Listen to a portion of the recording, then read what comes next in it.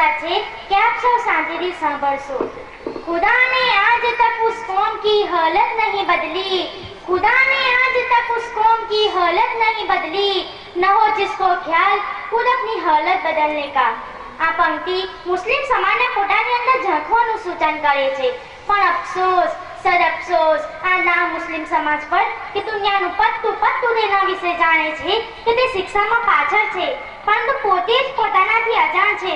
શિક્ષાની ઠસોઠસ વિટંબણાઓથી ઘેરાયેલો છે અને તેમજ સનદી સેવાઓ જેવી ઉચ્ચ શિક્ષણની બાબતમાં તો સુરસુરિયો જ છે। યુપીએસસી જેવી સનદી સેવાઓ માટેનું તેમના મન કોઈ અસ્તિત્વ જ નથી। શું આ પ્રમાણનું સંકુચિત દ્રષ્ટિબિંદુ મુસ્લિમ સમાજના માટે ખતરારૂપ નથી? શું આવી કુંઠિત વિચારસરણીને કારણે સમાજ ભાગી ગયો નથી? યાદ રાખો કે કોઈ પણ સમાજની પડતી ત્યારથી શરૂ થાય છે કે જ્યારે તે શિક્ષણની ઝડપ ખોઈ બેસે છે। અમેરિકાના ભૂતપૂર્વ પ્રમુખ થોમસ જેફરસને કહ્યું હતું કે કોઈ પણ સમાજ અશિક્ષિત રહીને સ્વતંત્ર રહેવા ઈચ્છતો હોય તો તે એવી વાત છે કદી બની નથી ને ન કદી બની શકે છે। શિક્ષણ તે એક એવું ઝરણું છે જે માનવના અંતર્દીપને અજવાળતું આગળ વધે છે। કવિ હરીન્દ્ર રવેએ કહ્યું છે ને કે જિંદગી તો પોતાનો રાહ કાઢી લેશે, તમે વહેતા ઝરણાને અટકાવીને શું કરશો? મિત્રો, સનદી સેવાઓ માટે મુસ્લિમ સમાજમાં શિક્ષણની તાતી જરૂરિયાત એટલા માટે છે કે આજે સમાજ સમયના પલટાઓની વમોમાં ફસાઈ ગયેલો છે, અજ્ઞાનતાની ગટાઓમાં ઢસાઈ ગયેલો છે, ગૌરવશીલ પૂર્વજોના પછાત વારસદાર હોવાની નામોશી વેઠી રહ્યો છે, સરકાર તરફથી મળેલ સેવાઓ વિશે અજાણ છે।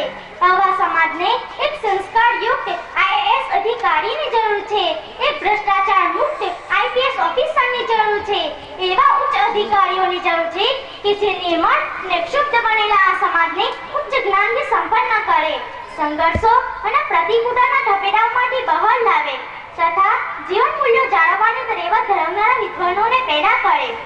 પરંતુ આવા સમાજમાં જાગૃતિ લાવવા શું કરવું? તેમના અટકતરા વિચારોને કઈ રીતે નિર્બળ બનાવવા? કુરાન તો કહે છે કે ઇકરા, પઢો, પણ અફસોસ આજ મુસલમાન કહે છે કે લા ઇકરા, અમે નહીં પઢીએ, ભણવાથી શું ફાયદો, ક્યાં નોકરી મળે છે? સમાજને આવી બેબસી અને પરવસ્થામાંથી મુક્ત કરવાનો જો કોઈ રામબાણ ઇલાજ હોય તો તે શિક્ષણ છે।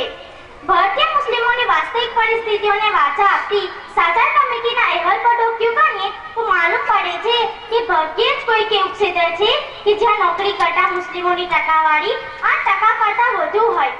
આઈપીએસમાં 4%, આઈએએસમાં 3%, આઈએફએસમાં 1.8%। આમ સનદી સેવાઓમાં તો સુરસુરિયું જ છે। એટલું જ નહીં, દર 25 મુસ્લિમ વિદ્યાર્થીઓમાંથી ફક્ત એક વિદ્યાર્થી સ્નાતક સુધીનો અને દર 50 મુસ્લિમ વિદ્યાર્થીઓમાંથી ફક્ત એક વિદ્યાર્થી અનુસ્નાતક સુધીનું શિક્ષણ મેળવે છે। પરંતુ વર્તમાન સમયની એક ચોંકાવનારી વિગત તરફ આપનું ધ્યાન દોરાવવા ઈચ્છું છું કે કેરળ એ ભારતનું સૌથી શિક્ષિત રાજ્ય છે, છતાં ત્યાં સૌથી વધુ ઘરડાઘર છે, એટલે કે માનવી ઉચ્ચ શિક્ષણ મેળવી ને ગમે તેટલો મહાન આઈપીએસ કે આઈએએસ અધિકારી બની જાય, પરંતુ જો તેનામાં માનવતા ન હોય તો તેનું શિક્ષણ એકરા વિનાના મીંડા જેવું છે। એક અંગ્રેજી લેખક એમર્સને કહ્યું હતું કે we do not want trained human being but we want educated and cultured human being. ગાંધીજીના અનુયાયી શ્રી વિનોબા ભાવેએ પણ કહ્યું હતું કે મારે કેવળ પેટ ભરવા જેટલું શિક્ષણ મેળવવું નથી, પરંતુ આ સૃષ્ટિ અને જીવનનું ચરમપરમ સત્ય ઓળખવું છે। તે માટે તેમણે તેમના બધા સર્ટિફિકેટો ફાડી નાખ્યા હતા। એક ચીની કહેવત છે કે જો તમે 1 વર્ષ માટેની યોજના કરતા હો તો ડાળા વાવો, 10 વર્ષ માટેની યોજના કરતા હો તો વૃક્ષો વાવો અને 100 વર્ષ માટેની યોજના કરતા હો તો યુવાનો અને બાળકોને ઉઘાડો અર્થાત તેમને માનવતા અને સંસ્કારથી ભરપૂર ઉચ્ચ શિક્ષણ આપો, નહીં તો આવતીકાલની પેઢી જે બચવા કરશે તે ખલીલ ખાન તેજવીની પંક્તિ દ્વારા કહી મારી વાણીને પૂર્ણ કરું છું। हमारे रहबरों ने इस कदर धोखे दिए हमको, हमारे रहबरों ने इस कदर धोखे दिए हमको, क्या बच्चा भी अपने बाप की उंगली ना पकड़ेगा। अल्लाह